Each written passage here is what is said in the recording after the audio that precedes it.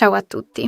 Davanti a me ho l'Honor Magic V6 e lasciate che vi mostri come controllare il numero di serie di questo dispositivo.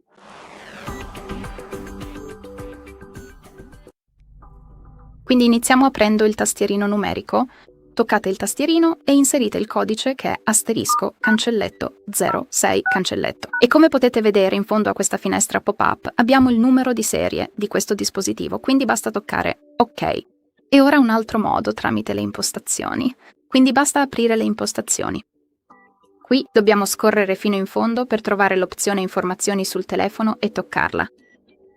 E poi scorrere verso il basso, individuare l'opzione Stato e toccarla. E come potete vedere, quasi in fondo abbiamo il numero di serie di questo dispositivo. Bene, questo è tutto. Grazie mille per aver guardato. Per favore cliccate sul pulsante iscriviti e lasciate un pollice in su.